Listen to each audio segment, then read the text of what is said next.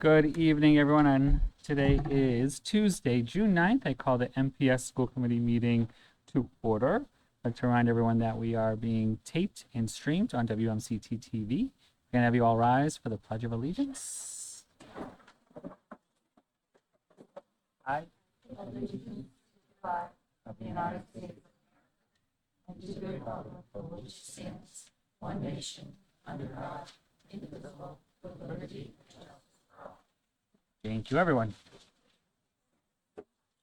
We'll kick it off with presentation. So Marlboro High School Student Advisory Committee, step on up. Please state your name, and here we are. Hi guys, my name is Maggie Morrissey. I'm the junior SAC representative, and today I'm going to present on my team's experience at the VEX Worlds Robotics Championship. This year, our team had the opportunity to compete at VEX Robotics Worlds, where teams from around the world come together to showcase months of hard work, problem solving, and teamwork. It was an incredible experience to meet students from different countries, see the variety of approaches teams took to the same challenge, and learn from each other. Throughout the competition, we worked really hard and were fortunate to have a really successful outcome. We ranked 20th out of the 86 teams in our division and advanced to our division's quarterfinals. This was the farthest we have ever made it in the Marlboro Robotics program, and it was such a proud achievement for us. During the elimination rounds, we partnered with a team from Mexico, which was one of the highlights of our trip. Getting to work with teams like our alliance partners from Mexico, but also teams from Vietnam, China, Australia, and then teams just from all across the country, from California, we had one from Alabama, and then we also had some closer ones, like we had a Maine team too. Getting to meet and collaborate with people from all over the world was such an eye-opening and amazing experience for me and the rest of my team. Beyond the results, this experience taught us a lot. Robotics requires a lot of collaboration, communication, resilience, and the ability to adapt when things don't go as planned. At Worlds, there was plenty of those moments where we had to think on our feet and work through challenges, and those experiences helped us grow as both as students and a team. Out of the 17 teams from Massachusetts, we were one of only 3 teams that made it to the quarterfinal rounds of our division. After being overlooked in Massachusetts throughout the season, as a public school team that does not have the same time and resources as private school teams, it was amazing to still end up doing better than them and gain more respect from Marlboro. I also want to take a moment to thank the school committee for supporting our opportunities like this. Experiences such as the World Championship give students the opportunity to build important skills, to connect with peers from around the world. We are very grateful for the opportunity and the support that made this opportunity possible. Thank you for allowing me to share our experience this evening, and I would love to take any questions. Thank you, Maggie. Good. Thank you. Appreciate the update.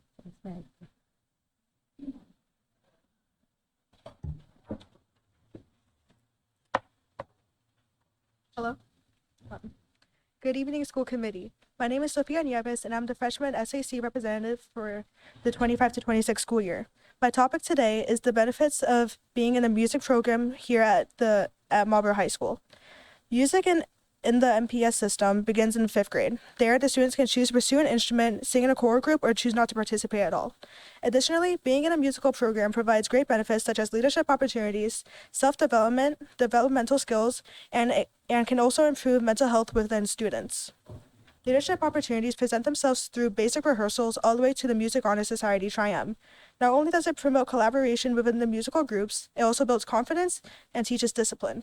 From my experience in the program, the conductor assigns roles, section leaders, concertmaster, and so on. The assigned roles give students leadership within their section. The students given these roles become role models and mentors of those around them. It provides students under the section leader a place to go for help and guidance. It also pushes each player to work harder and provides each member the ability to adapt to skills and for skills needed for stronger confidence and leadership. Additionally, the Honor Society provides electable roles that aid with student leadership. These positions, such as president, vice president, secretary, historian, and treasurer, all require students to take on greater responsibility. Within these roles, these leaders learn to manage tasks, meetings, have stronger communication skills, and help oversee the program's activities and overall experience. This hands-on learning experience regarding leadership further develops their decision-making skills and helps foster stronger senses of accountability. Another factor that's beneficial to students in the music program are the concerts and the competitions. Some examples are MICA, the winter and spring concerts, and some outside performances from the district. These are only some examples. When these events come up, it pushes students who participate harder. It builds confidence, and not only does it benefit themselves, but also others in the others in the program. Occasionally, these performances let students perform in places away from the schools and in competitions. It gives them inspiration from hearing other ensembles perform for a more diverse learning experience. Afterwards, bronze, silver, and gold placements are given. Each is a learning opportunity. The feedback given from these competitions tells the conductor and the players what went well and what needs improvements. This is crucial because it lets the students self-improve and enhance their musical skills. Not only that, but studies have shown that being in a music program have been proven to improve brain power. Essentially, it improves long-term memory and lower stress levels. An article from BBC News explained the results from a study in Bath states people were put into different groups. One group learned piano and the other percussion, and another listened to music. Over a 4-month period, each group practiced for 30 minutes daily. In groups where people played an instrument, there were improvements in working memory. The segment read above highlighted how engaging in music consistently can improve long-term energy. It shows how doing music can help people adapt and improve cognitive function. This connection is further extended into a performer's mental health. It assists with emotional regulation by providing an outlet, but it can also aid in lowering stress and anxiety levels. A study from Merit School of Music states that music has a calming effect on our brains, which in turn reduces cortisol, a stress-related hormone that impacts a wide variety of responses such as inflammation, blood sugar, and your body's stress response. Lower cortisol levels counteract the effects of chronic stress, promoting lower blood pressure, proper sleep regulation, and thus a healthier daily cycle. The segment illustrates that the fact that music aids to soothe the body by reducing cortisol levels that contribute to stress and anxiety. Additionally, it improves physical health and healthy methods for mental health improvement.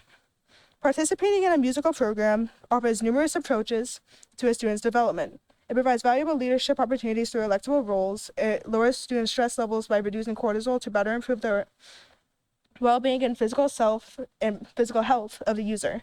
Furthermore, the experience from the performances serve as hands-on learning experiences and allows the player to develop and grow as a musician. It allows them to become more well-rounded just by participating in a musical program. That's all I have for you tonight, and thank you for your time. Thank you. Any questions? No? Good. Okay. Thank you, Sophia. You're all set. Thank you, Sophia.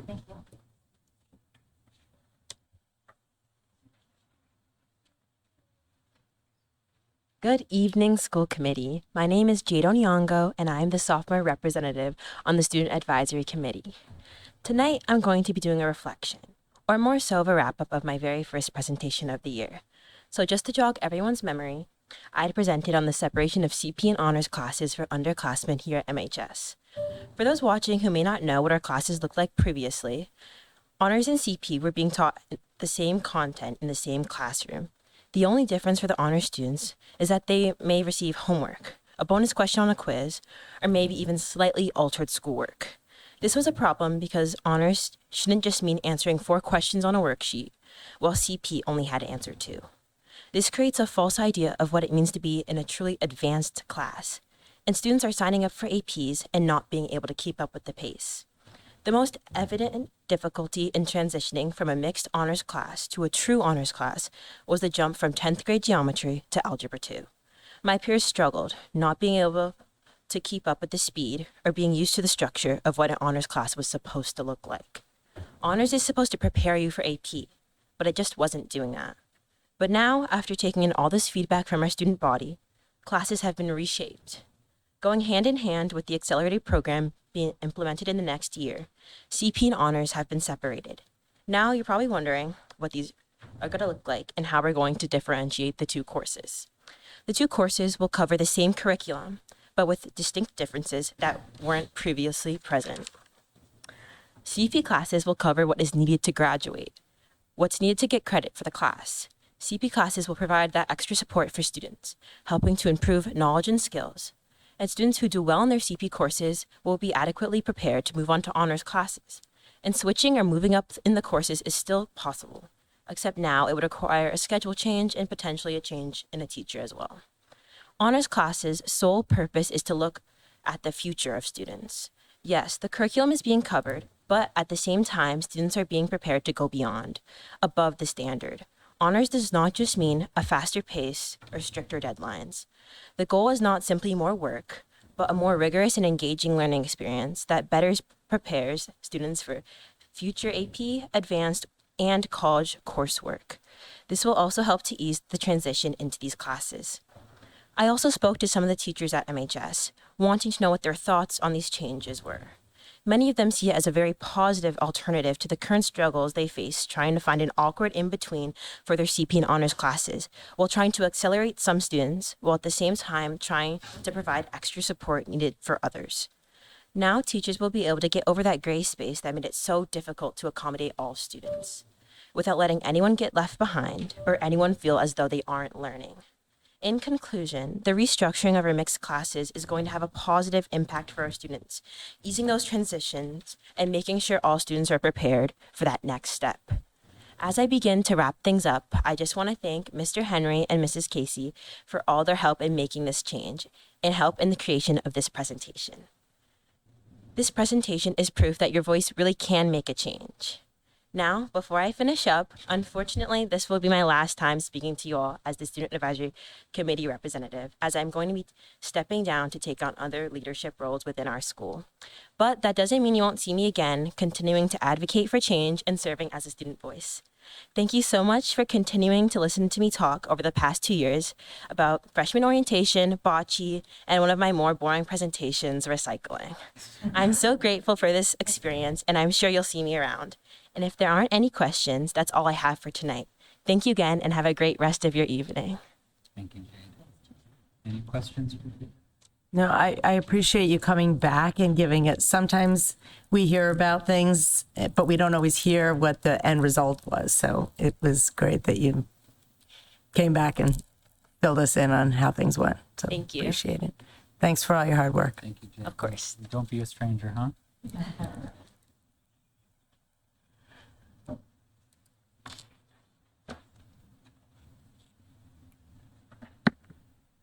Hello, I'm Alta Gracia Toussaint, and this is my last presentation actually, since I'm the senior class rep, and my presentation is about our school culture. We have a music culture, we have an art culture, we have athletic culture, and we have the general culture of our school, which consists of traditions that are done for years. Starting with our music culture. Our music culture is very big in our school. As you guys all know, our school is very big in music and band, orchestra, and chorus. And I was really able to see how much impact the music department was impacted the students when I went to the banquet, to the music banquet a few weeks ago, and I was listening to the speeches of the students and how they were thanking the teachers and the music department in general for how much you have impacted their lives, and how without the music department they would have not been who they are today. And that was a really, it was really beautiful to see how much music has impacted their life and how much the music culture at our school is very important.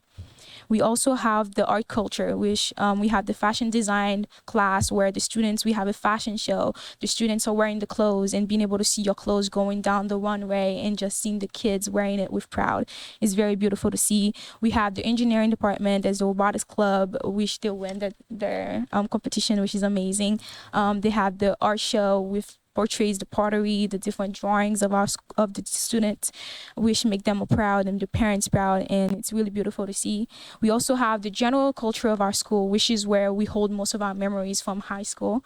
We have Spirit Week, which is a week that everybody always looks forward to. Me specifically, dressing up and having this week is just a week to look forward to, because we're starting school over again, but we're not starting fully on academics. We're having some fun in the beginning as well.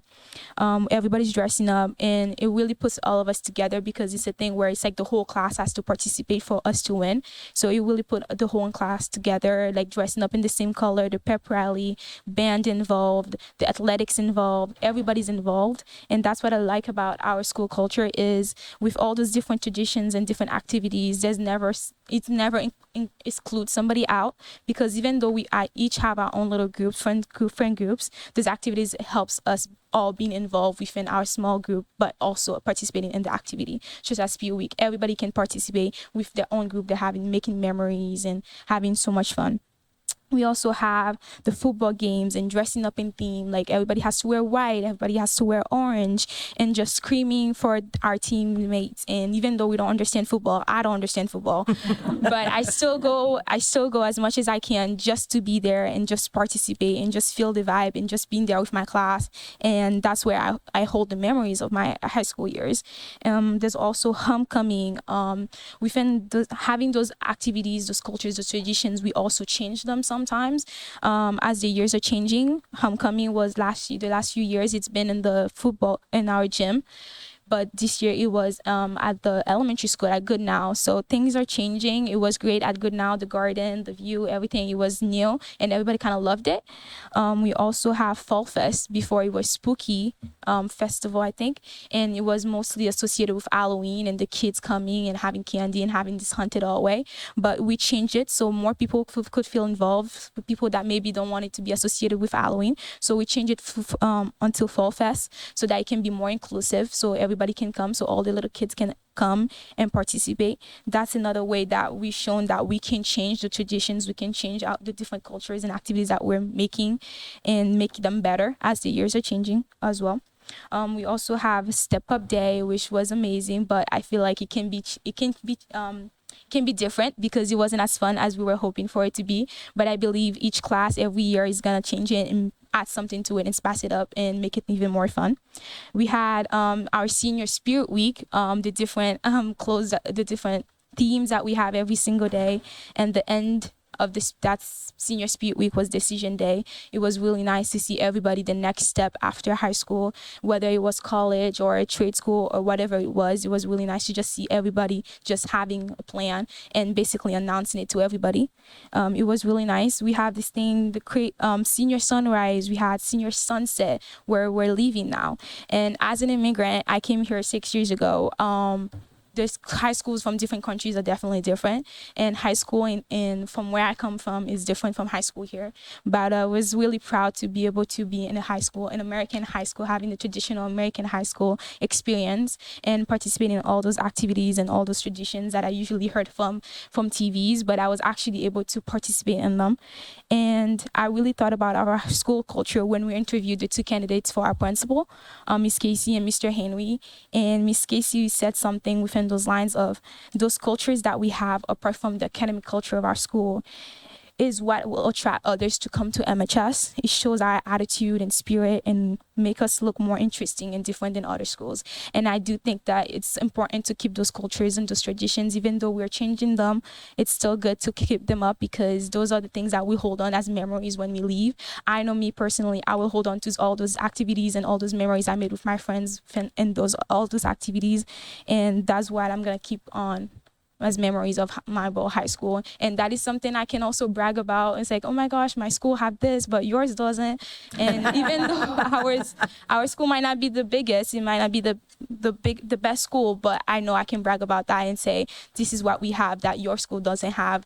And I really love it. And I had a great experience at Marlboro High School. So it's really sad for me to leave, but I can't wait for the next chapter of my life. So thank you for welcoming me every time. For my presentations. Thank you. If you guys have any questions, you guys are welcome. Yes. I just actually wanted to say to all of you, thank you so much for the time and effort that you guys have all put in. It's been an absolute pleasure to get to kind of know you guys a little bit here and then see you out and about. And to those of you graduating and having graduated, congratulations, and don't be strangers. We look forward to seeing you all. And those of you that aren't necessarily staying as student reps here, please, though, still use your voices and you know us. So please reach out still to let us know things that we should be aware of because we're only as good as the information provided and your voices really do count. We're all here because of students. So thank you for all you do. Thank you. Thanks. You. I am not a student. Good evening. My name is Mary Ellen Klein, and I serve as the advisor to MHS Student Council and by extension, the Student Advisory Committee. And I'm going to echo Ms. Hennessy's comments. I just wanted to take a moment to recognize the efforts of this group throughout the year. Each presentation is a product of their own independent planning, research, interviews, emails, data collection, and ultimately writing. I am only a sounding board, a resource to brainstorm with, but ultimately these presentations belong to the students and they do it on top of their schoolwork. So I thank each one of them for their hard work this year. I would be remiss if I did not extend a special message of appreciation for Student Representative Atul Modor. He has been a part of the Student Advisory Committee for 4 years. He started out small, but has grown quite comfortable in his role and has left his mark. Maybe literally, but... He is the first student representative on school committee to serve 2 years in the time that I have been advising. Throughout his time, he has earned the respect of every adult he interacts with in this role, and his opinions are taken to heart. When it comes time to speak on behalf of the student body, he is poised, composed, and succinct. Most recently, he acted as a guide for the other SAC students, building their confidence or making suggestions about presenting, but never once telling them what to say or what to talk about. Atul, we appreciate all you've done over the past 4 years.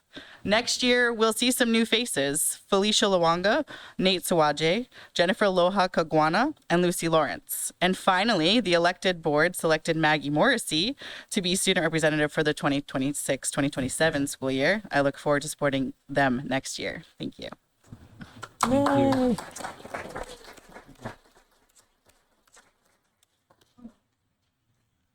Excellent. Do you want? Sure. Yeah.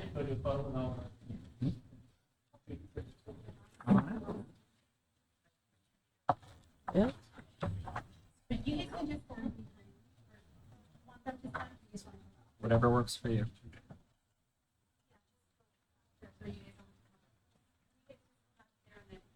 Oh. Sure. Here, I'm gonna cover you. Yeah, why don't you follow? Why don't you follow? You're tall, so. Short girl. What? So we like each other.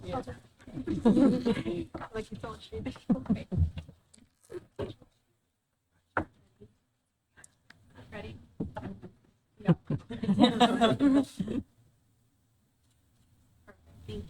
Thank you.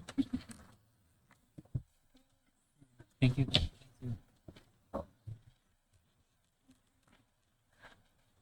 And Ms. Klein, thank you for all your work with the students. Yes, That- Ms. that's not to Klein, go unnoticed, thank so you. thank you, thank you. Can Alrighty. can we ask what they're doing? The ones that are graduating? Alright. Okay. I know what they're doing. Alrighty, let's move on to the superintendent reports. Great. Thank you. Good evening, Mr. Mayor, members of the school committee. Good to see everyone tonight and to our friends in the audience. Lots of celebratory things this evening and lots of opportunities to highlight the incredible work that has happened and is happening still currently across Marlborough Public Schools. The first, I have the distinct pleasure of sharing this year's Masonic Teacher of the Year. Actually went to, not you, Mr. Thomas, but your other half. So I keep looking at you across the way. To Nicole Thomas, who is a grade 8 ELA teacher at Whitcomb Middle School. And it was really awesome being there to surprise her. I know many of you were there. And really just celebrate and congratulate her incredible efforts and all that she puts into our students and our school system each and every day. Tomorrow, we are excited to be recognizing Ms. Thomas and the other nominees at the Masonic Lodge, if I'm saying that right? Right? Yeah. Where there will be a dinner and a recognition ceremony. So congratulations to your other half and to you as well and your whole family. It was great being in her classroom that morning, and I love seeing the surprise on her face. Was awesome. And fun fact, it's actually Mary Ellen Klein's sister. There it is. All right. This is a family matter. So we it's have a going here family tonight. affair. That's fantastic. I will say that students came like flying in from every angle. From the other classrooms, the hallways. It was pretty cool they love her, and that's what it's about. So I'm very excited about that and to share that this evening. Along celebratory lines, we're going to hear a few important presentations tonight. I'm not sure they will be able to follow in the shoes of our advisory committee, but we have this evening with us Mr. Pete Jones, who is our athletic director, and he is going to do a year in review of our athletics program here in Marlborough. Lots to celebrate for our scholar athletes and the incredible work that they have done this year. So thanks, Mr. Jones, for being here. Thank you very much. Thank you for having me. Just hope I can figure this part out.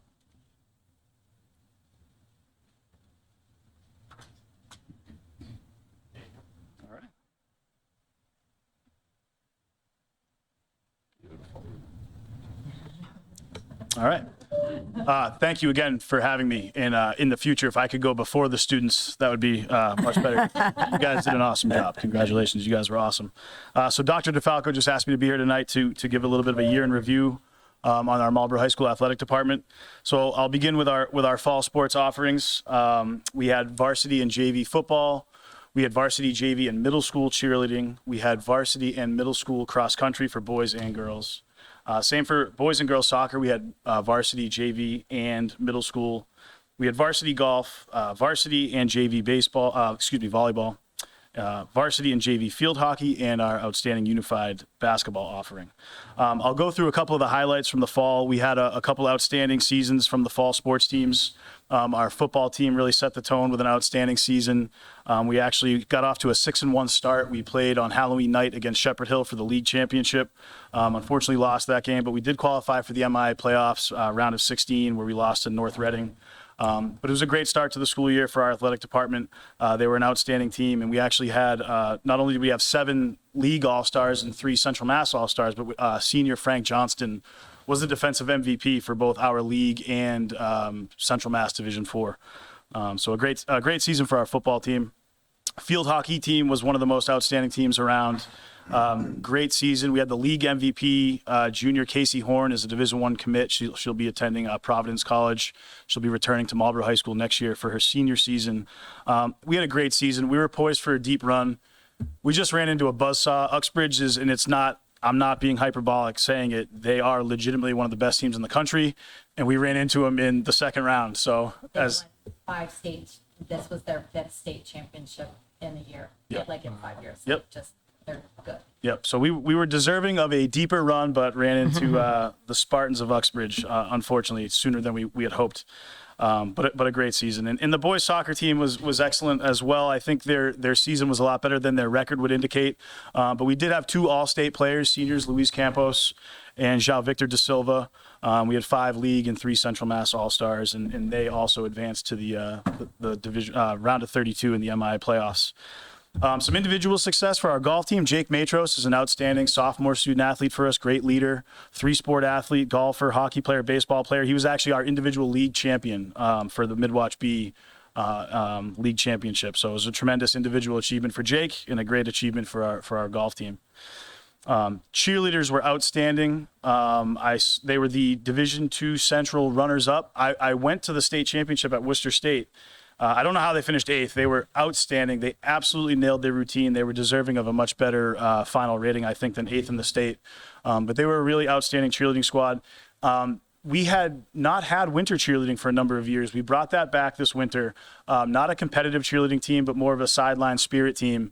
And it made a difference for our basketball team in the winter to have them in the gym, the atmosphere that they provided, the spirit that they brought. I thought it was a great addition to our basketball offering. So we look forward to having them back next winter. And I think eventually they'll start to compete in the winter as they once did. But outstanding cheerleaders. A couple more highlights for the fall. Our volleyball program, of which Jade is a member. A little bit of a program reset this year. Our boys coach, Chris Lowe, who's enjoyed a ton of success with our boys program, he took over the girls program just for 1 year, just to help us out, just to get us to a point where we could bring in a coach to rebuild. That process is nearing an end. I'm super excited about the coach that I think we have. I think you're going to hear from our girls program very, very shortly. We're bringing in a coach who has proven success building programs, and we're super lucky to get the coach that we got. So it's not official yet. There's some stuff we got to go through, but we're in the process of hiring an excellent girls volleyball coach. Participation numbers in girls soccer went up. We were unable to have a standalone JV team the year prior. We did have a standalone JV team this year, which was great. They narrowly missed the postseason. We did have 2 Central Mass All-Stars in junior Emma Reynolds and senior KJ Deneen. In cross country, we have 5 of our top 6 runners returning next year for boys cross country. We were a top 25 team in the state. So boys cross country is definitely a team to look out for next year as well.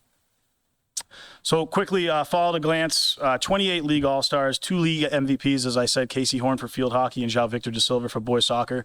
And Coach Jerry Padilla was the league coach of the year for girls soccer as well. So that's the fall. Moving on to the winter. Winter's a little unique. We have some cooperative programs offered in the winter. So gymnastics, we're the host. We co-op with Hudson, AMSA, Neshoba. They were an outstanding team, one of the best teams in the state. They were so fun to watch. Boys ice hockey, we co-op with AMSA. They had an outstanding season. We have 2 student athletes competing on the Algonquin girls ice hockey co-op. They were one of the best teams in the state. They were legitimately ranked the top team in the state for most of the season. They did get knocked out of the playoffs a little bit earlier than we thought, but they were, bar none, one of the best teams in the state. We saw great participation numbers up in boys and girls indoor track. We offered boys and girls JV basketball. Wrestling team had an outstanding season, and as I mentioned, we brought back cheerleading this winter. So as I said, outstanding seasons for our boys hockey and our gymnastics teams. They were both league champions.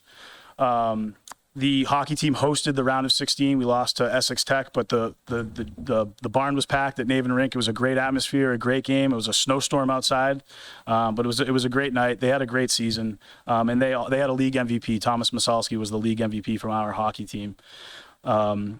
Gymnastics, unbelievable season. It seemed like every week their best score, our best program score in the history of the program, they just kept bettering it each week. They got better and better and better. They finished 2nd at the sectional, 4th at the state championship. We had a great following. Both of those meets were at Algonquin, so locally held, and we had a lot of people there supporting those girls, and they were really, really incredible. By far the best season in program history. Their scores just kept getting better and better, and they finished 4th in the state. And it was their first time qualifying for the state championship. Wrestling, we had an outstanding wrestling season. You'll see the young man on the left is one of our senior captains, Jackson Cotta. His name is now hung in the banner. He is 6th all time at Marlborough High School with 117 career wins. Jack's a great student leader for us, and we'll miss him a lot. We had 10 wrestlers from our team qualify for the Division III North sectional. We had 3 third-place finishes and 2 fourth-place finishes. The young man in the center is junior Sam Wilcox. He finished 1st at the sectional at 157 pounds. So he moved on to the Division III state championship, and as you can see in that graphic, he was crowned a state champion at his weight class, which was awesome for our program. Then he moved on to all states, and he advanced all the way to the final match of the all-state championship at 157 pounds, and he lost to a young man from Shawsheen Tech, who is the first 5-time state champion in Massachusetts history. So Sam lost to arguably the best wrestler in the history of our state. So, and Sam's a junior, so he'll be back next year. And you'll see the graphic in the top right. The kids, the program fundraised in November. They hosted a youth wrestling tournament, and they used the proceeds from that to purchase a mat light. And as you can see, it was really cool. Mrs. Klein was there. I think she took this picture. Yeah, it's your picture. The mat light hangs right above the mat. We shut the lights off in the gym, and it was such a cool experience. That was our senior night against Algonquin. The gym is just pitch black except the light above the mat. Mayor Dumas helped get green light that project and get that mat light hung. So thank you very much for your support. It was truly a memorable night for the wrestling program. They moved mountains to get that done. So they did. They worked awful hard. I was there that night, and it set a tone. So absolutely, yes. Thank you. So we look forward to using that mat light for our dual meets next year. Couple of quick highlights from the winter. Our boys basketball team won the Ashland Clocker Invitational Tournament in December. Our girls basketball program had such a great season. They just missed the playoffs by 1 game. They had a key injury at the beginning of the season, a key injury at the end of the season, and they just missed by 1 game. And as I mentioned, the co-ops we had 4 swimmers for the Neshoba Regional Swim and Dive team, and we had 2 girls on the ice hockey team at Algonquin Regional, which again was one of the best teams in the state. Indoor track and field, a couple league all-stars. Again, big participation boost on the indoor track teams, which was great. And we had our 4x400 team on the boys' side recognized as an all-star in the league as well. So winter's definitely our smallest offering in terms of student athlete participation, but as you can see, we still had great representation on the Midwatch All-Star teams. We had a league MVP in Thomas Masalski from the hockey team, and we had a coach of the year in Samantha Kelly from the gymnastics team. So it was a lot of fun this winter. And then we moved on to our most recent season, the spring. We offered varsity baseball, varsity and JV softball, varsity girls lacrosse. Our boys, we had 8 boys competing for the Hudson Boys Lacrosse Team. That's a cooperative program that we compete on. Boys and girls outdoor track, boys and girls tennis, and our outstanding boys volleyball team. They had another banner year in our outstanding unified track and field team participated in the spring as well. A couple more league championships. Pictured there on the left is our boys volleyball team. As I mentioned, I think as I wrote this presentation, we were still up and running. We advanced to the Elite Eight of the MIA Division II tournament for the second year in a row. We lost to Westfield last Thursday. They are a state power. They've won 5 state championships in recent years. They had beaten us 3-0 just a few weeks prior, and we went out there and pushed them to the brink. We won the first set, battled back to win the 4th set, and they overcame us in the 5th set. But Coach Lowe is very plugged into the volleyball community in the state, and he received a lot of calls from coaches around the state complimenting Marlboro High School on taking one of the best teams in the state to the brink. So an outstanding season for our boys. We had the league MVP in senior Nick Andrade. A fun season that I think we're all really sad that it ended. But they are a wonderful representation of Marlboro High School. Fine young men. Dr. DeFalco, Mayor Dumas came to a few games last month, and they really appreciated that support. But they are an outstanding representation of our school and our community. As I mentioned, we had 8 boys playing lacrosse over at Hudson. Max Gaudette, pictured there, number 2, was a league all-star from Marlboro High School, and they won their first league championship in program history. They were 7-1 in the league, 16-2 overall. They qualified for the MIA playoffs, and it was the best year in program history, the first time that Hudson had won the league championship. Boys and girls track and field, a lot of individual success. We had 3 state qualifiers on the girls' side, 1 state qualifier on the boys' side, a ton of top 10 finishers at the league championships. Each had 2 league all-stars. Girls had 3 league all-stars. And we did have 2 league champions. Sammy Mahoney is a sophomore. She won the league championship in the discus, and Yanira Uribe Rosa is a junior. She won the league championship in the javelin. And then the spring at a glance, again, in the mid-20s with league all-stars. We had the league MVP in Nick Andrade for boys volleyball. We had the boys volleyball coach of the year in Chris Lowe. And that was our spring at a glance. Our unified program, it remains an incredible source of pride for our school. We're a unified champion school as designated by Massachusetts Special Olympics. Coach Shanisha Sampson does a fantastic job with both unified basketball and unified track and field. We had over 25 participants consistently through the year. That's the participants and the partners. And she's done a great job increasing the amount of partners that are helping in those programs. So we're really fortunate to have Coach Sampson at the head of our unified program. She does an outstanding job. I went really long. I apologize, but there was a lot of good things this year. I'm a Marlboro High graduate. I'm very proud to be back at Marlboro High School. So it's a nice opportunity to brag about the stuff that went on this year. So thank you all so much for listening to me for a few minutes. Thank you. Thank you. Great, thanks. And it's an incredible program, so thank you for sharing. Thank you very much. Catherine? I just wanted to say thank you so much. You did not skip a beat on hopping into this role, and not that I would have expected that, but your enthusiasm is really infectious. You can tell how much you love the program. You want to build the program. You're excited about the participation and the coaches, and I love it as being someone that all 3 of my kids were involved in the athletics here, and we were listening to students talk about those activities. Also, you were, giving that nod. It really helps to round out the experience. And even though our participation numbers may be down in some areas, your enthusiasm is going to help to grow it. I mean, it's just, I am sure. Thank you very much. So I appreciate that. thank you for all you've done this first year, and I cannot wait to see all that you're going to do coming down the road. Awesome. Thank you so much. Appreciate it. Very exciting time. Thank you. Thank you. Thanks, Pete. And running parallel to that, we also asked for Mr. Verdone to join us to talk a little bit about the incredible work our music department has done this year.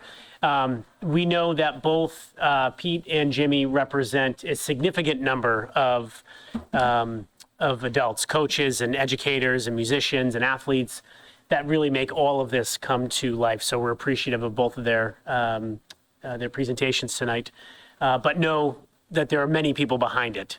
And so with that, Mr. Verdone, we'll turn this over to you.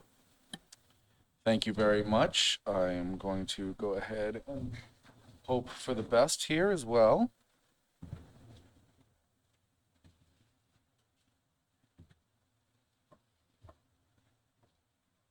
Right, cool. So as many of you know, I'm very shy when it comes to public speaking, so please bear with me as I slog through this presentation. Thank you to Dr. DeFalco for inviting me to be here tonight to really be a champion for our kids and the great things they've accomplished this year. We're gonna go from kind of where the culmination happens down to the primary level. So talking a little bit about the high school this year. The overall enrollment of our performing ensembles made up 15% of our student body. We have 6 in-school class ensembles: the string ensemble, the concert band, jazz ensemble, wind ensemble, chorus, and a cappella. The jazz ensemble, wind ensemble, and a cappella choir are auditioned groups, whereas the string ensemble, the concert band, and the chorus are really for anyone who wishes to pursue that. We have 1 co-curricular in the marching band, and we have 3 after school in jazz lab, chamber ensemble, which is the strings, and voices required. So looking at our numbers based on requests, we're looking to see a 29% increase in students moving forward. I feel this is based off of the students really being the main ambassadors of our program. And the work that we put in at the beginning of the year of this Choose MHS initiative, where we have seen, while it's still a smaller freshman class coming in, we have seen that the percentage of students coming in is greater than it was last year. So meaning students are choosing to stay in district rather than going to pursue educational opportunities elsewhere. We had 5 students who were selected to our Central District ensembles.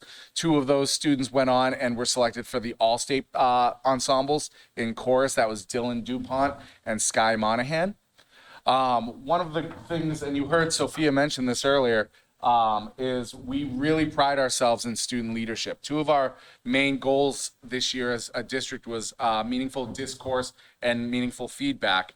And while we as teachers are providing that experience to kids, we also take it to the next level, and we're teaching students how to have meaningful conversations with each other outside of the classroom as it pertains to what we're doing inside the classroom. So I'll give you an example. I'm the director of the jazz ensemble. One of the my expectations of my students is that they are not just worrying about what they're doing during the class period, they're taking it to the next level. I know Catherine has had daughter in the program, and when she was section leader, she would host sectionals outside of school time, where they can work on their craft. They can also build meaningful relationships with each other. We had a senior, Tyler Manell, who just graduated the other day. He was our Louis Armstrong Jazz Award winner for this year, and he had 3 trumpet players who graduated over the past few years come back to be with him because he was a freshman when they were all upperclassmen, and those relationships stayed true. And we're just seeing that music is really bringing a lot of these students together. So we teach the students how to give feedback as we give feedback to them as well. We will have our student leaders, our presidents or our concert master run rehearsals if we are out of the building or if we're at meetings. So when we have like a teacher come in, if Mr. Thomas came in and subbed my band, it is the easiest gig in the building because he sits there as the responsible adult in the room and the kids just run the show. So we train those students throughout their 4 years to be that. There's a lot of times where I talk about how when you become an upperclassman, you remember what it was like when you were a freshman and what it was like to be part of that program, and you remember the people who made it special for you. And when they get to be seniors themselves, they, the freshmen then, they don't see the people that they saw. They see the people that they are, because they've made such an important difference in their lives. And as my friend over at Foxborough High School, Aaron Bush, always says, we teach the kids to graduate. So as much as we would love to have these kids continue, once they've learned how to actually do this thing, we move on and we start again. We're already in the middle of recruiting. So those are some important things that we do with our performing ensemble in high school. We were really busy this year. Not only did we do our standard winter and spring concert, we were in festivals all year. We did events for the city. We were a part of festivals outside of the district. The jazz ensemble was adjudicated 5 times this year at different festivals. Our Voices Required program that Caleb runs is an outstanding community of young people, and they go to the Any Voices Festival and the ICHSA Festival. And for those who may not know about Caleb, he is one of the most sought out a cappella educators in the country. We are unbelievably lucky to have him at the high school teaching our kids, because he's highly sought out. He's really a gift to our program. And then we just finished up with our graduation. And again, it goes to the fact that, again, the students are the ones who are leading the charge, and they understand the magnitude of what they're doing. It's not as if my drummer wasn't doing what they needed to do, I couldn't just go into the audience and grab another drummer to do that. They just understand what their responsibility is, and they understand that it's really important for them to do these things as they move forward. If the students are not involved in our performance ensembles, we'd like to get them involved in our general music classes. At the high school, we have Learn to Jam, Piano Workshop, Guitar Workshop, Band Fundamentals, Music Prod 1 and 2, and Unified Music. Learn to Jam, Band Fundamentals, and Unified Music are class offerings that have been instituted over the past probably 5 or 6 years, and we've seen great success with them. One of the great successes we've had with Band Fundamentals, which is essentially beginner band at the high school level. When you have students who weren't necessarily given an access in the middle school level, if they were moving here from another country or they're coming from another district, but they're interested in being part of the band, they can learn how to play an instrument during the school day. We had initially added this right after COVID to help our numbers get back to what they were, but then it became a happy accident because we actually started creating access for students who normally wouldn't have that access. And I've run this program, but without a doubt, the greatest teacher who's run this is Mr. Rosenthal, because he had the greatest success this year. 78% of the students who took it both first semester and second semester are joining the band next year. So that is great. We actually had a few students on Sunday graduate, and they were part of the band for 4 years, and they started in Band Fundamentals, and then some of them ended up being our section leaders and our first chairs and sitting in some of the most important roles in our ensembles. We also have, we pride ourselves in teaching all students, creating curriculum that is accessible to everyone. I'm going to show you a little video here of our friend Mateus. Mr. Rosenthal teaches the piano workshop class. He does a great job with that. He's truly a gifted teacher.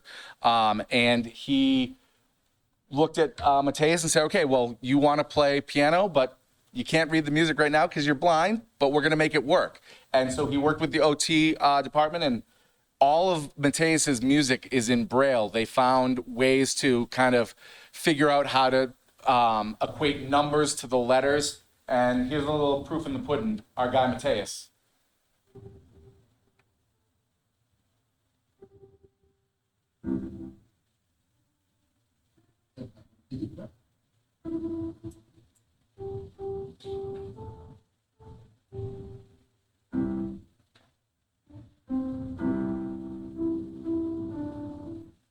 So what you can't really see here is this is the Braille that he was learning.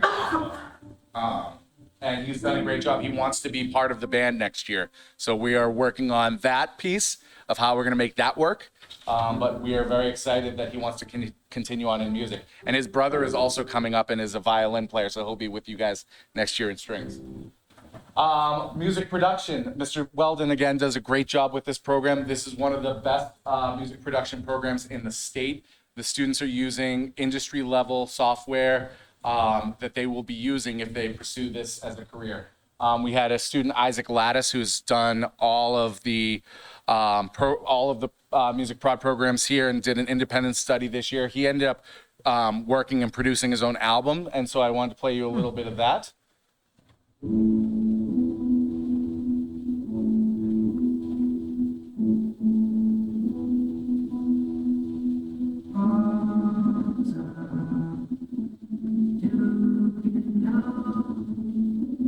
So he works with the programs and he records the vocal. I can't think of many high schools in the state that have at least one sound booth to record in. We are fortunate enough to have two.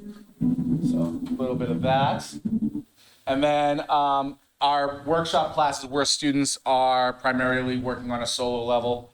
Garrett Ramsey, who has been part of our Voices Required program, is going to be part of our jazz ensemble next year. A little bit of guitar for you. Oops.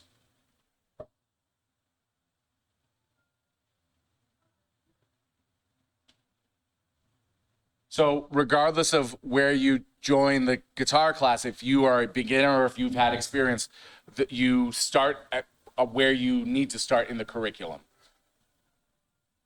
So Garrett has had some experience, mostly by ear and by tab. So where Caleb works with him is through, okay, now you have these skills. Let's get you reading the music and working from there.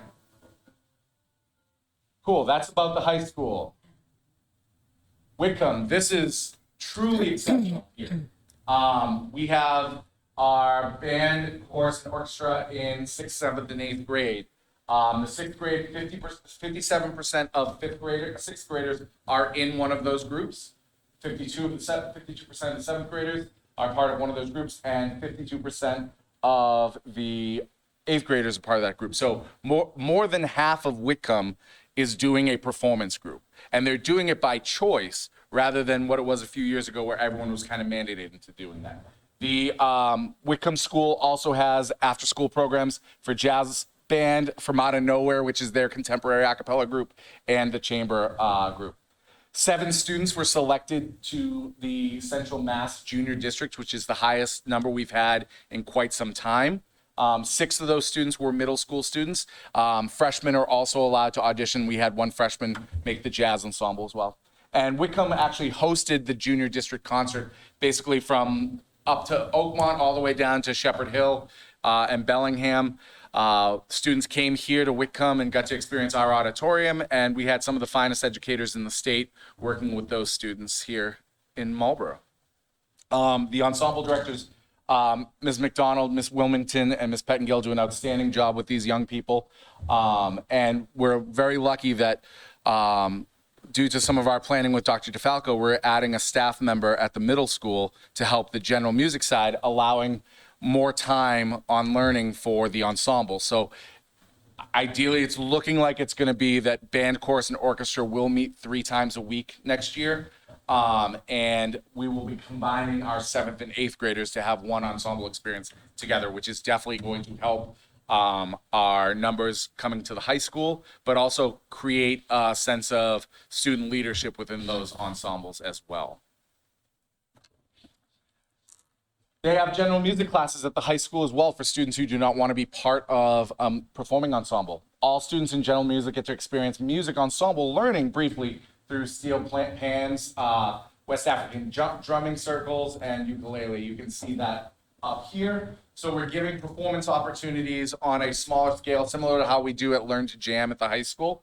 And then the middle school staff has been busy over the past few years really developing a comprehensive curriculum that will follow the students who wish to stay in general music their 3 years, going from 6th to 8th grade. So I have a couple of videos. In 6th grade, this is actually what they're working on right now. It is the Broadway unit where they learn about Broadway musicals. And in this video, you're going to see a bunch of 6th graders doing actual Broadway choreography.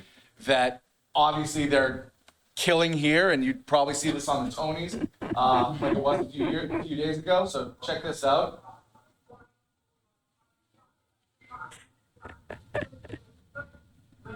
The biggest thing is the kids are out of their chairs.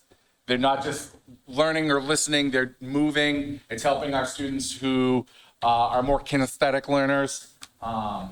In the 7th grade, they do a mood and music unit, and they use the program Band Lab, which is kind of like the programs we use at the high school, but the light version of those that are web-based, and they create compositions. And this is kind of an image of one of their capstone projects.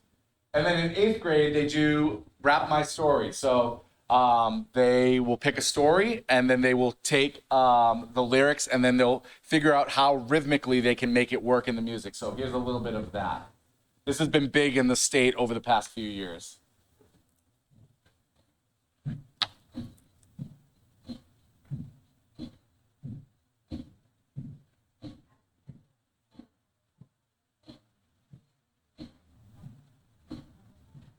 And then what they do is they will also put like instrumental tracks in to kind of help fill in some of the gaps. Some higher level thinking that's happening in thinking of the lyrics more in a rhythmic sense. In our elementary schools, our general music classes, we've had our 2nd annual music appreciation night at the Jarrick School. The Jarrick concert is coming up this week. Hopefully you will be in attendance. The Good Now School with Mrs. McGrath, who is our lead teacher for elementary music. They had the Memorial Day Assembly a few weeks ago. On June 12th, the Kane School is having their interactive night of the arts. So that's going to be a really cool opportunity for our students. The staff has been working diligently together during PLC time to kind of come up with a curriculum that, again, follows the students through kindergarten through their time in 5th grade, where the focus is think in music. How can we think about, our academic side in music? How can we think about the rhythmic and the melodic nature of music and things like that? This is actually going to be worked on more this summer. I was part of the curriculum review committee with Dr. Skaza and Mr. Henry, and we are going to be doing more work K through 12 over the summer to really start the aligning process of our curriculum. So like I said before, the high school and middle school had many festivals that we went to this year. Jazz Ensemble was fortunate to really show growth through our festivals by earning a bronze medal at the Norwood Festival, a silver medal with a state invitation at the district festival for MAJE, and then a gold medal at MAJE States, which allowed us to perform at the Hatch Cell in Boston. And shout out to Mayor Dumas for being there. Really meant a lot to our kids. And I got to really brag about that to other teachers who barely have other, parents come to their performances. And here we are, the mayor coming. So that was pretty dope on my end. So thank you for that. I will say the former mayor was also there as well. Yes, the former. Yeah, I'm just collecting mayors at this point. So, I got a whole list of them from the inauguration. I'll go back in time too. Obviously, we had a lot of silver medalists. Wind Ensemble, it was our top score in probably about 10 years. We were 2 points away from a gold medal. Concert band was the top score in about 10 years as well. The middle school went to Micah for the first time since COVID. And kudos to those 3 ensembles. And a special shout out to Mrs. McDonald and the 8th grade chorus who earned a silver medal. So what's great about these festivals is the students are receiving valuable feedback from some of the leading names in the industry. So we're very fortunate for those experiences for the kids. Some staff updates. Mr. Jonathan Rosenthal just is finishing his 32nd year in the district. He's only ever taught in Marlboro, and he's done it all, man. He's been with the little kids. He's been with the big kids. He hired me. Like he used to be our boss, and like so he's truly done it all, and another gift to our department. Courtney Wilmington actually on the other side finished her first year in Marlboro. I was lucky enough to serve as her mentor this year, and the students are very fortunate to have her. She's very kind and cares deeply about them. I was fortunate enough to present at the Massachusetts Music Educators Association All-State Conference this year. I did a presentation on working with EL students in your music classes and ensembles.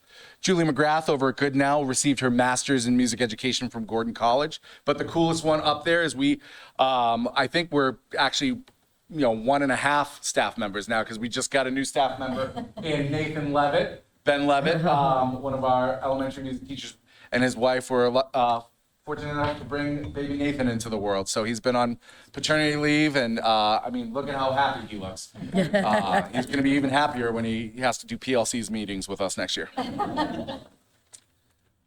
Here's some opportunities for us for growth moving forward. We need continual work on retention from middle school to high school. I think we have put the pieces in place to make that happen, and hopefully we can start collecting data on that to show that the decisions that we are making right now are the right ones.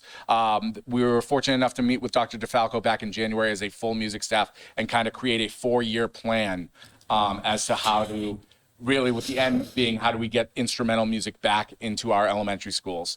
And next year we're bringing back chorus into the elementary school. So we're definitely moving in the right direction there. We need to continue to develop the music culture at the middle school with the new staff members and the new schedule. So the students, and some of the students here who were part of those ensembles in middle schools, they had a different schedule every year. So now if we can find a concrete schedule that works, the students can really start building that culture of and be proud of what they're accomplishing. This summer we're going to continue to work to align our curriculum, and we will continue to work to embed the district initiatives within our music lessons. We are very fortunate here in Marlboro to have 10 very dedicated educators who care deeply about the success of our district and our students. So I would be remiss if I didn't shout them out. It's kind of a dream team for us. So with that, I will take your questions, or I can keep talking and yammering on about anything you want. But I think Molly wants a Happy Meal at this point. Catherine. Okay, my quick is, just like I was saying to Pete, your enthusiasm is absolutely infectious. And since the day you got here, you are all in, and I love it. And thank you, because Marlboro has been known for music and continues to be an absolute beacon as far as our music. And you, and yes, all of these folks make it happen. But thank you for all of it. Tremendously wonderful program. Voices Required, I would be remiss if I didn't say they've also been involved in external programs. I myself have been a recipient of seeing that, because they came over to our church kind of hosts a coffee house, if you will.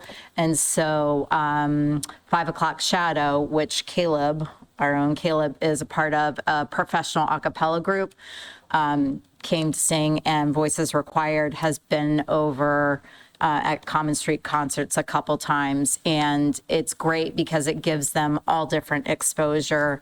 So I love that. And then my other little question for you that maybe you could mull over is any potential, just like you extended cheerleaders for the winter, any potential of maybe a little small pep band that might be able to help at, a winter or a spring thing? I love the idea. Sorry, throwing it out at you. Thank you for that. So it's interesting you say that. I've worked with Ruds in my time here, and then Pete and I have become decent friends over our time here. And we played at the field hockey senior night, which I think we may be the first ever pep band in the country that has ever played at a field hockey game. So that's cool. We definitely tried. I've been trying for a few years now to play one boys game and one girls game for basketball. Schedules have not permitted that. When we get into January and February, that becomes some of our busy time. Plus the kids, as you know, They're are busy. doing 150,000 different things. But it's definitely, we've been talking about that. I know Pete wants me to perform at different things such as like swim meets and baseball games. But again, it doesn't, if we are able to do it and we are able to make it work within the rules of the sport, we can do that as well. Because I don't necessarily think, the gymnastics team wants me playing, shipping out to Boston as they're trying to do a floor routine.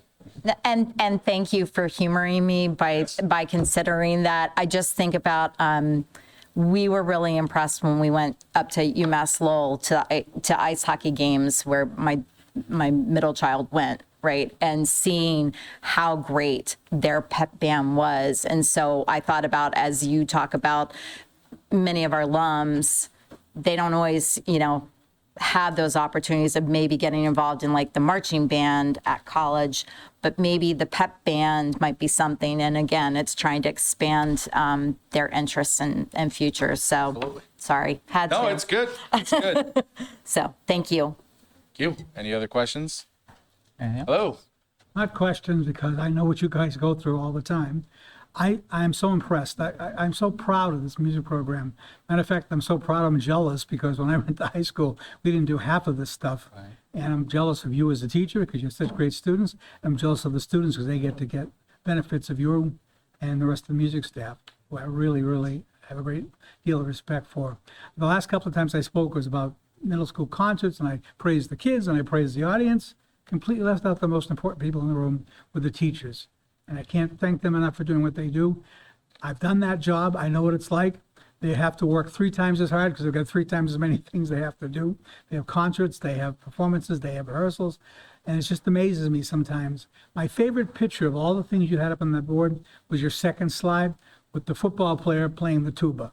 That's my guy, Jonas. That is amazing that happens in schools. A lot of school systems, that's not what we say, a complimentary or they don't get along a lot of times between athletics and this. And I've been impressed for years with the fact. I remember one time I was going to something else at the high school, and I got out of my car and was walking to the high school, and the football team came back, and I saw several kids run right away to get instruments because you guys were doing a concert, and they were just in time to get in for it. I mean, that just impresses me. And what you've done with that young man on the piano, same thing. That was all Mr. Rosenthal. I mean, it's just accessibility is one thing, but being able to put that much into it and get so much out of it for the kids is incredible. The last thing I'll say, because I've talked way longer than I should. Same. Thank you, Mr. Verdone, for teaching me how to do that, by the way. But anyway, what's impressed me more about anything, between the concerts I went to, the Music Association's banquet, and watching the awards given out by you guys today and the seniors, is the genuine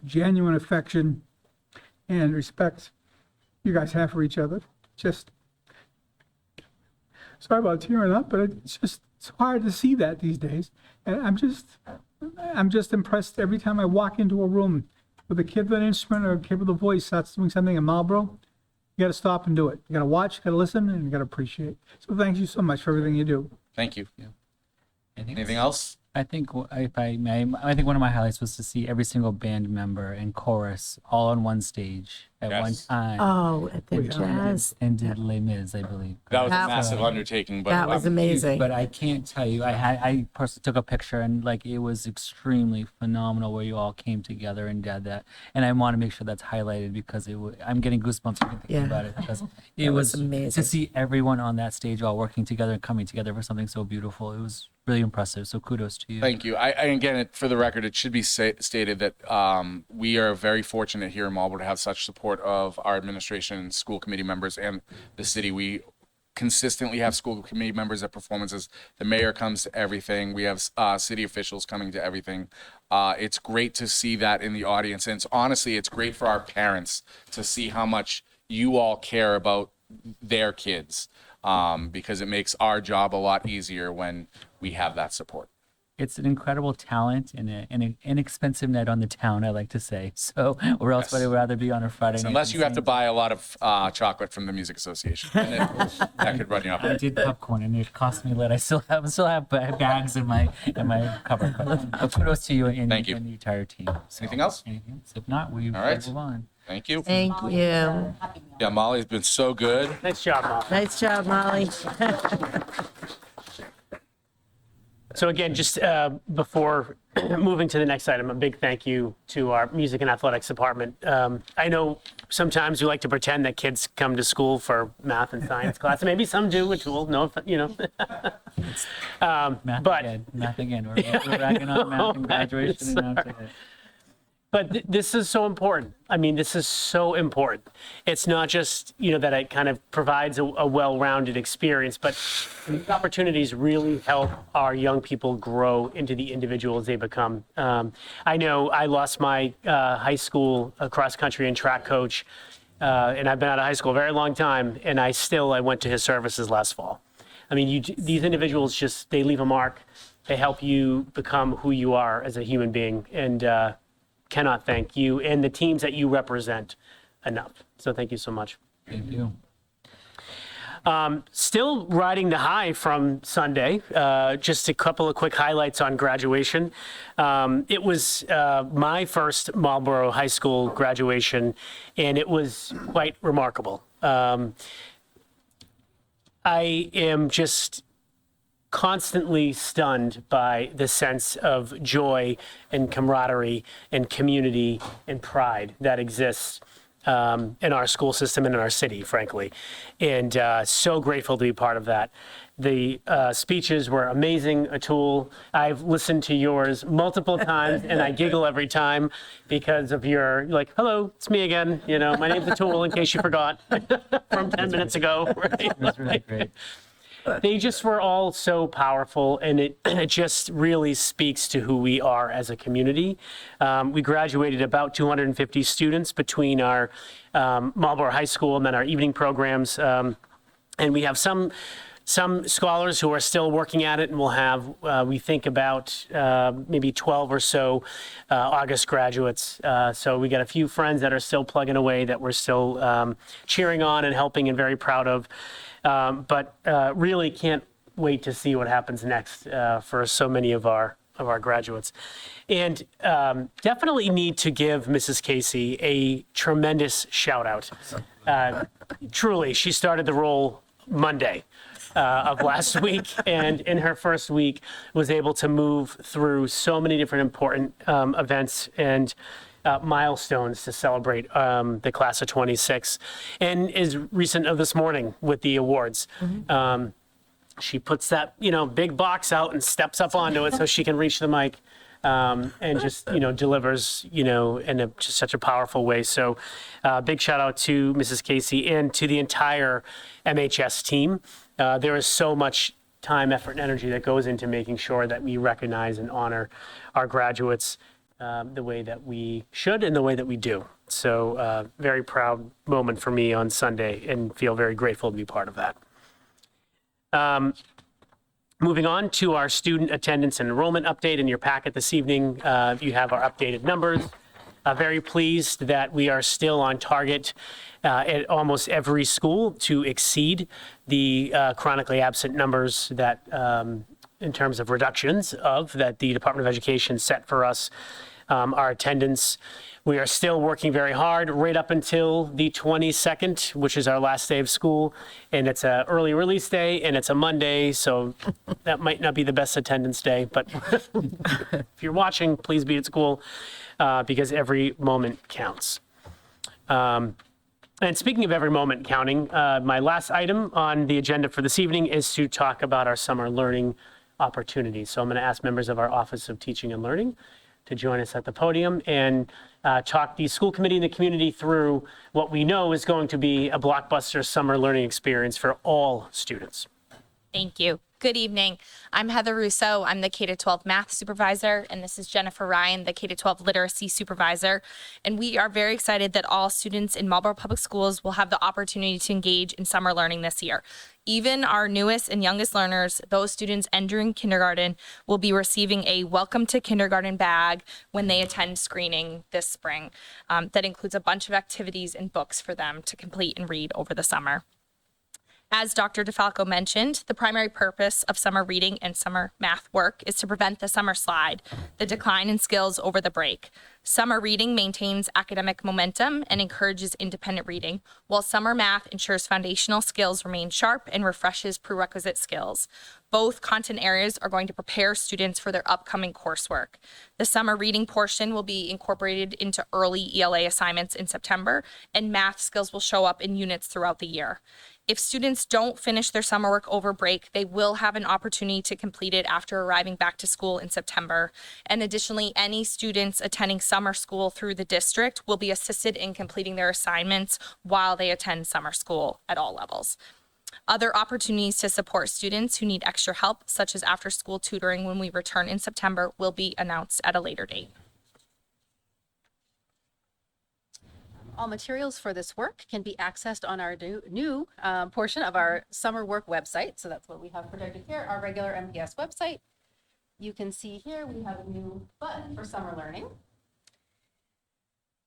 And so our summer learning homepage looks like this. Thank you, Chris Henry, for making this for us. This was a massive collaboration effort at all levels. So we do have a site here, and I'll walk you through a few of our pieces. All the links are posted here by separate grade for the grade level that students are entering for both ELA and math. So for example, at the elementary level, you can see we have our kindergarten screening bag. The kindergarten bag is actual physical materials, so there isn't really, much here, but they're getting books, as Heather mentioned, and other activities. But for example, in third grade ELA, the elementary all look very similar. They have a homepage. Then we have literacy tips for parents and things that parents can do at home. Also practical questions they can use to support student comprehension. And that page is translated in the packet for families.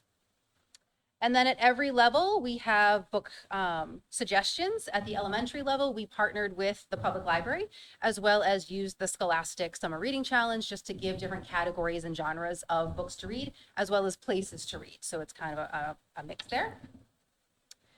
And then students can earn their badges and color them in as they read, and they can log which books they read over the summer. On the math side, for example, looks very similar. They have their 0 to 120 chart. And then again, tips for parents at home, how to support that summer learning. And that page again is translated. And for tips for parents. And then also, what are we calling this? This is the Connect 4 activity board with the fun challenges for them to complete over the summer. So they have all different ideas and ways that they can incorporate math into their activities as they're going throughout the summer. And so again, those pages are translated. And then in addition, there are actual skill pages that will lead into the program that we're using, the Into Math program. And so that exists at all levels, both again at the middle school level as well. We do have call outs for our accelerated pathway. Those students will be accessing the grade level work for the grade above where they are now. And then also at the high school as well, broken into the grade that they're entering or the course that they're taking. So for all of the PDFs are here online. They're also being printed as packets physically to go out to students early next week. The Marlborough Public Library is doing virtual visits at our elementary schools this week to tour the library and show and explain what's going on there. And the librarian, the teen librarian, is coming to Whitcomb next week, or this week and next week, to talk to the kids about summer reading and accessing the library as well. The only exception to the printed packets is the high school math and high school advanced placement courses. All of that summer work is housed in Google Classrooms, so that students will be able to access that and comment and be able to link and get support through their teachers over the summer. Thank you. So your goosebumps and your tears, I'm about ready to jump out of my skin. Literally amazing. Absolutely phenomenal, amazing. I know you are representative of a bunch of folks, and you too, Mr. Henry. I cannot even tell you, I don't have kids in the system anymore, and I am just so thrilled about this. As a parent, I can remember getting the ire of my children when I would hand them workbooks for the summer to try and stop the slide, from myself. Absolutely amazing. I don't know other school districts that are this thorough. And I thank you from the bottom of my heart for getting this done. And I'm also going to look right across at you, because this was one of our first conversations that we had was about summer slide. And you said to me, not going to happen. Thank you. I know that parents all over the community are grateful for this. So phenomenal. Thank you. I think she said. She says it all, but I was blown away really at the comprehensive nature of what you put together. And it's not what I didn't know what to expect. And I was clicking on these and I was just like blown away. So really great work. I really appreciate it. I think the badges are going to make it. The badges are great. As parent of a rising second grader, the badges will be what gets this done in our house. So thank you. Anything else?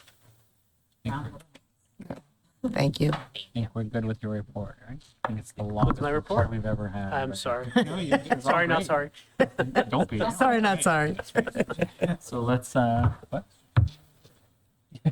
Yeah, I know your evaluations do how fitting, right? Yeah, I know. Moving on, shall we to Assistant Superintendent Teaching and Learning, Scott? Extremely tough acts to follow this evening, but I'm going to try my best with a presentation around the end of the year data. And I don't feel as bad for myself as I do for Mr. Siddiqui, who has to follow this presentation.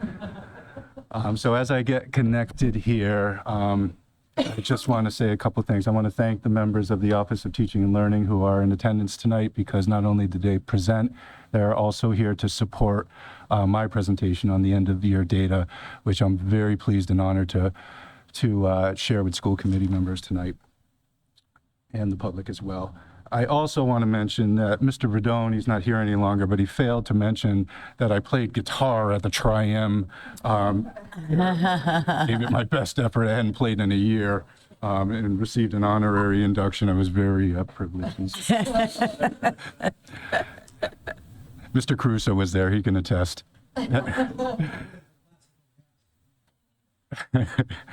So this evening I will be sharing student performance data in two areas, achievement and growth, similar to how I did with the beginning of the year and the middle of the year data. I'll be referencing the Northeast Evaluation Association, otherwise known as NWEA assessment. And I will be talking about measures of academic progress with achievement and growth in both ELA and math, specifically growth targets, as that is the goal that we have set as a district that I will bring your attention to in a moment. During the presentation, I will be referencing these percentiles by grade, as well as the percentage of students who met growth target by grade, and I will highlight end-of-year successes in areas of focus based on the most recent spring assessment period. I will conclude with current steps that Marlborough Public Schools leaders will be taking, as well as preliminary plans that the leadership team has identified to push instructional practices and student outcomes forward prior to the launch of the 26-27 school year this coming fall. And then I just have a caveat here. At the time that I created this presentation, we're still in the process of testing students. Grades 8 and 10 were not yet finished testing, so you'll see incomplete data for those grade levels. And there may be a couple of percentage points that will need to be adjusted as we finalize the data. And Dr. DeFalco and I will present that information in an updated form to school committee.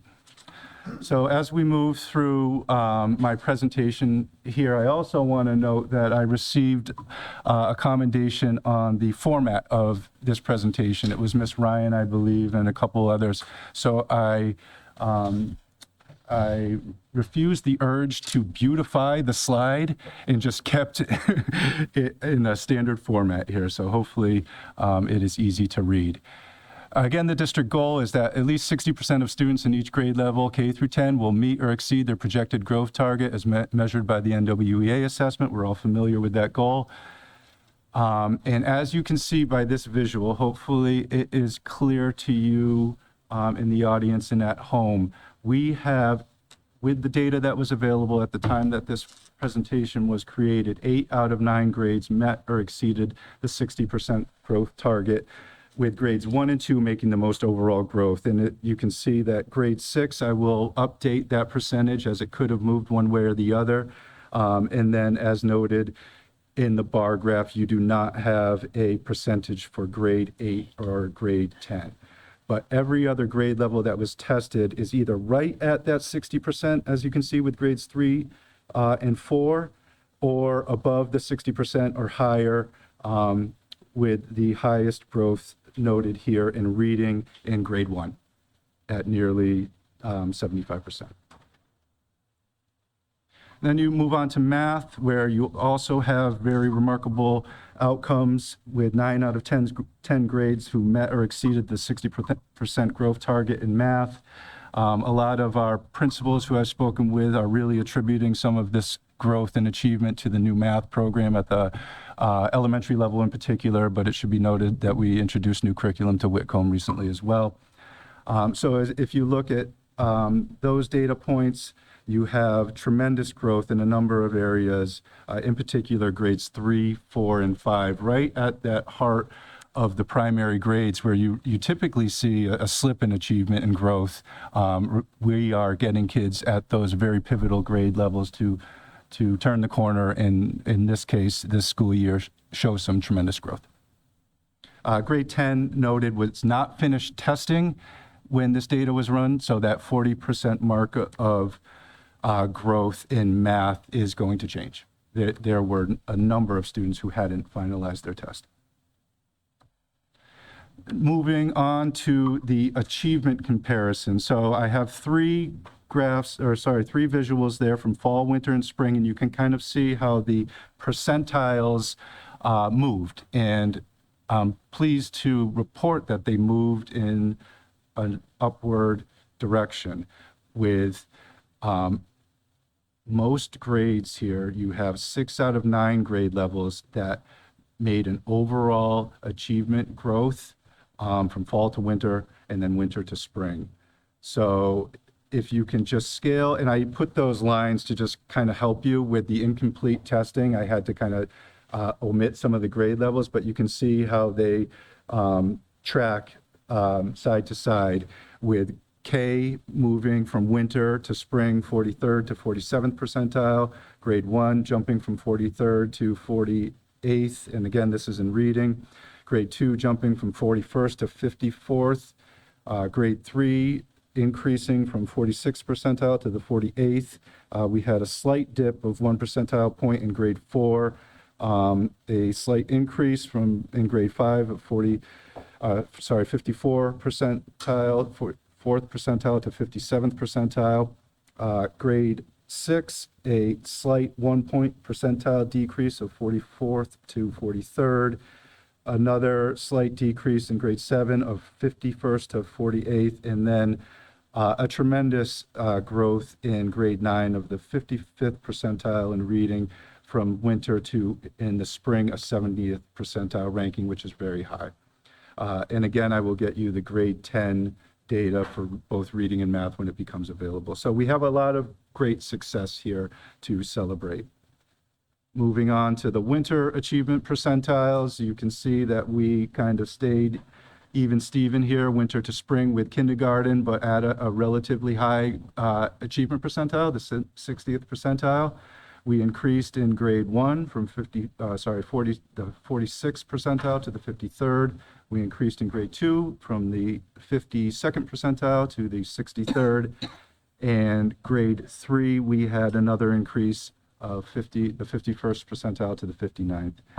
We continued to increase in those pivotal grades that I was talking about, with grades 3, 4, and 5 in achievement percentile, 47th in grade 4 winter, and then 56th percentile in spring. That's a nice achievement percentile growth, as well as in grade 5. And grade 5 has been a grade that we've really been targeting over the last handful of years, because that's the grade I hate to say, but it's kind of like a make or break. Like you really want to push them in the right direction before they head to the middle school. And for our grade 5 students across the board to be performing in the 65th percentile based on their spring assessment data, that's a good mark right there. Continuing on into grade 6 with a slight increase from 41st percentile to the 43rd, grade 7 with a slight increase from the 41st percentile to the 46th. And then you have to just omit grade 8. We didn't have the spring data yet. Grade 9, a slight decrease from the 51st percentile to the 48th, and no data was available for grade 10 at the time. So to wrap everything up here and then turn it over to Mr. Siddiqui, we have some highlights. 74% of students met their growth target in grade 1 reading. That's something very important to note because you hear about how important it is to get kids at a reading readiness state in that grade level. And with 74% of students making growth in that grade level, it's a good indicator that we are headed in the right direction. Grade 9 is currently performing in the 70th achievement percentile in reading, and 75% of students in grades 3, 4, and 5, again, those very pivotal years right in the middle of their academic journey, met the growth target in math. So kudos to those students and those teachers in grades 3, 4, and 5. Steps taken and next steps. Each principal will be presenting school-based end-of-year data to the leadership team. What's today? Tuesday, on Thursday. So we have those presentations where the principals will get a chance to showcase some of their data by school and really talk about the gains and successes by each school. We're looking forward to those presentations, and that will allow for some additional brainstorming and calibration around like what next and where to focus. And then each principal will be meeting with grade level teams to review the grade level data with those individuals. It's a really nice moment for the teachers to hear about the fruits of their labor, to celebrate their successes, and then get ready to share those successes with their students and their students' families. The Office of Teaching and Learning and the Office of Student Services is reviewing data by subgroups. We're starting those exercises very soon to look at specific subgroups such as English learners and special education students to determine any initial program considerations for next school year. And then finally, my closing remarks and questions. Save a little time for questions. After the middle of year period, we were confident, and I remember sitting in this seat and saying we're headed in the right direction to meet our district goal. And I am very pleased to announce that with the data that I had available to me at the time of the creation of this presentation, we are very close with 17 out of 19 grade levels meeting or exceeding this target. So congratulations to the Marlborough Public Schools and our students. We will begin identifying preliminary correlations between NWEA performance ranges and projected MCAS performance, because ideally this data translates into good student achievement and performance that we are hoping for on the MCAS standardized assessment. And then finally, we have put a lot of time and effort into strengthening our Tier 1 core programs. The people in the audience here from the OTL, in conjunction with the principals and other members of the leadership team and their school staffs, have really dedicated a lot of blood, sweat, and tears into making sure these programs were implemented with integrity. And tonight we get to see some of those results. So I'm very pleased with performance, and we will continue to work at making sure these core programs are accessible to all learners. With all that being said, I'll open it up to questions, redirect those to a tool, and then we can close. Amazing. I mean, tonight we're going to keep wearing out that word only because, I mean, this is great. Teachers, thank you. This is fantastic. And I know it hasn't come easy because there were a lot of different changes thrown at everyone, and you guys all rose to the challenge, which I'm not surprised about, but bless you. I mean, every single child, that's our job, right? To meet every single child, and you're showing it right here. So thank you, literally. I hope our community can really see this and hear this. This district is really showing we are here for every single child to help to get them to where they can be and help that potential. Amazing work. Thank you. Anyone else? Nope. Okay, moving on. Alrighty. So school business manager, Mr. Mohammed. Right, wow. What a positive night. I'll try not to drain all the positive energy out of this room. So I have two items on my list today. First one is transportation, and the other one is really related to food services. So I promise I'll end this on a positive night. So, so first of all, to give you an update on a current transportation situation, unfortunately, there is no resolution yet. And while the negotiations between NRT and Teamsters Union remain ongoing, transportation services continues to operate with substitute drivers and monitors. Also, I wanted to share that yesterday a consent order injunction was issued following prior inappropriate behavior related to a strike activity. So both Teamsters and NRT have agreed to a court order which establishes clear expectations for conduct and picketing activity. So while we're not involved directly in the negotiations, we continue to encourage progress towards a fair resolution. District recognizes the impact the situation has had on students, families, and appreciates the continued patience, flexibility, and support of the Marlboro community. And as always, we will continue to keep the school committee and Marlboro community informed as additional information and updates become available.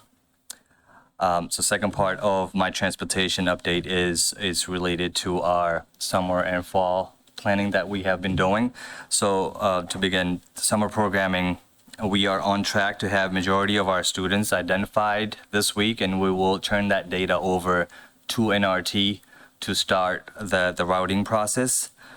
And we expect to have finalized summer bus routes by approximately June 22nd, which is our last day. So right around that time, which gives them about 2 weeks to establish the routes to support our summer programs.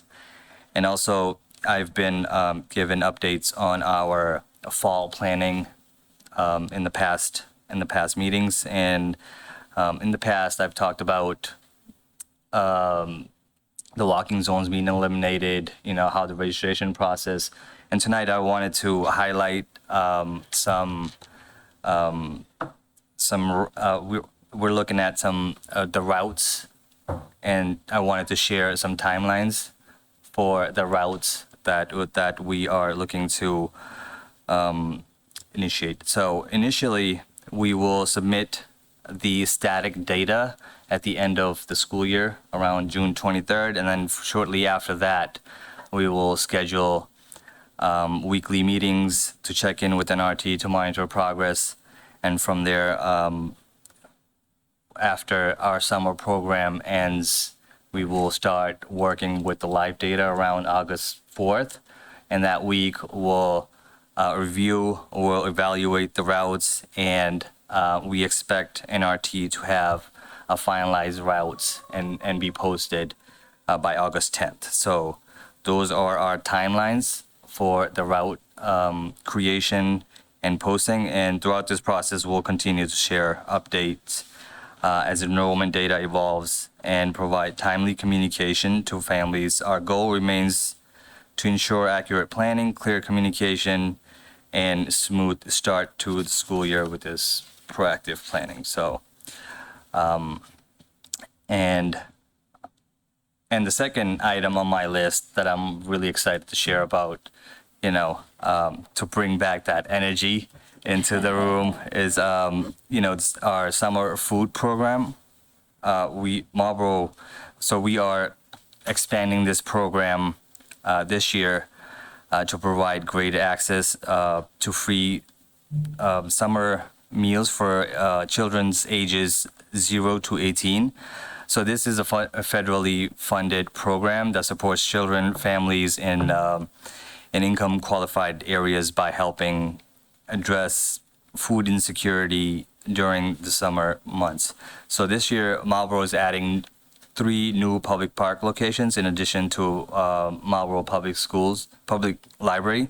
There are no residency requirement. Any child age 0 to 18 may receive a meal at an open public site. Meals will continue to be individually packaged and must be consumed on site in accordance with program requirement.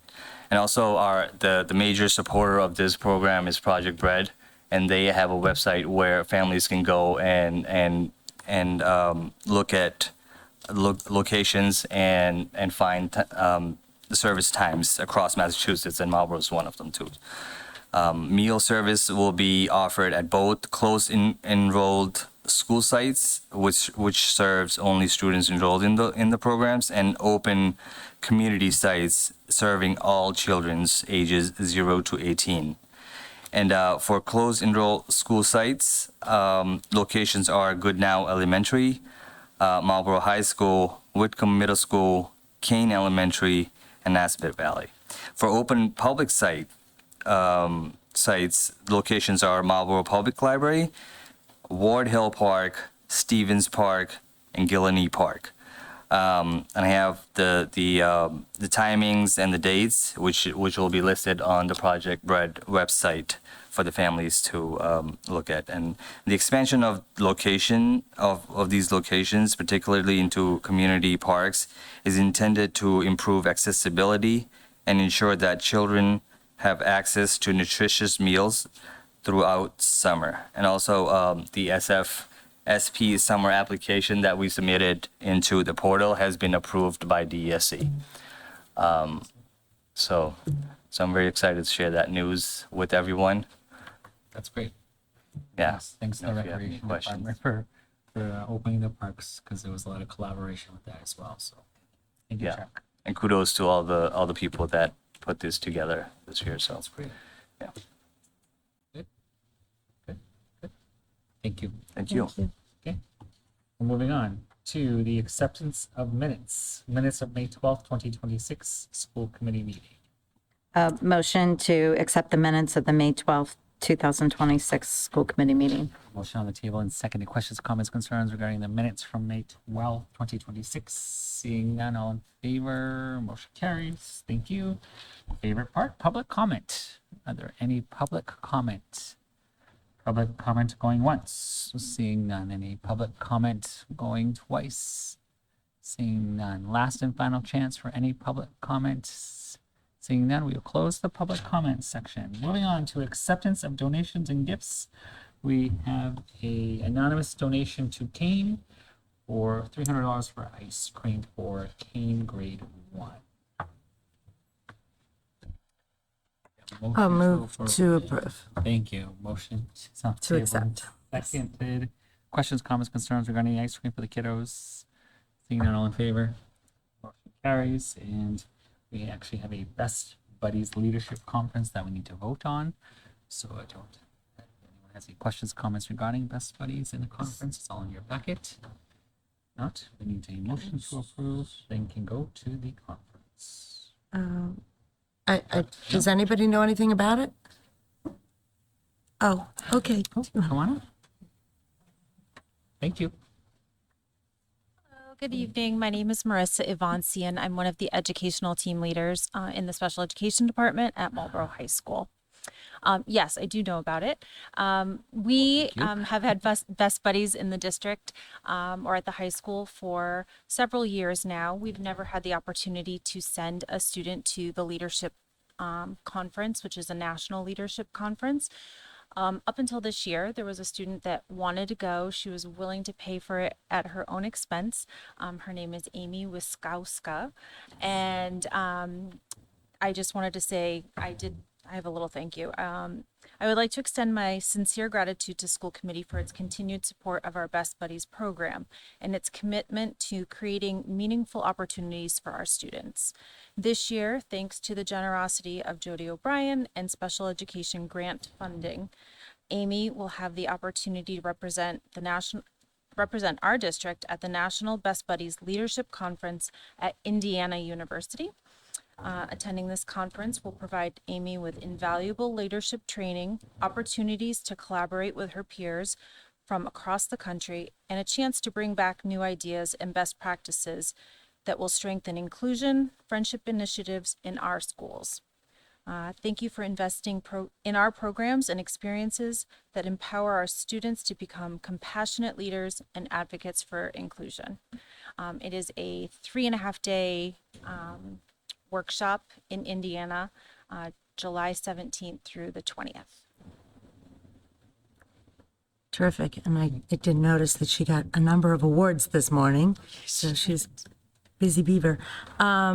Is she going by herself, or like her parents are going with her? Yeah, she is. And that was a question that was brought Yeah. up before we even pursued this. Similar to if anybody's been involved in boys state or girls state. Yes. We were Typically just talking advisors about don't this. go. It is a leadership opportunity for young people. Yeah. When you do boys or girls state, it's actually in your own state. This happens to be in Indiana. Okay. Yeah. Any other further It's questions? terrific. No, move to approve. Move to approve is on the table and seconded. Any other further questions, comments, concerns? Seeing none, all in favor? Motion carries. Thank you all very much. Thank you very much. Thank you. Thank you for coming. Reports of school committee subcommittee. Yes, Catherine. We're going to have a policy meeting coming up.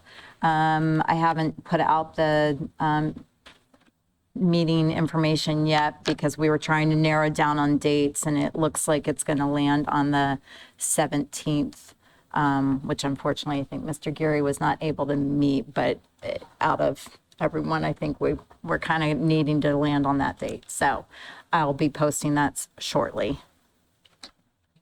Thank you. Move on to members forum. Yes. Ms. Michelle.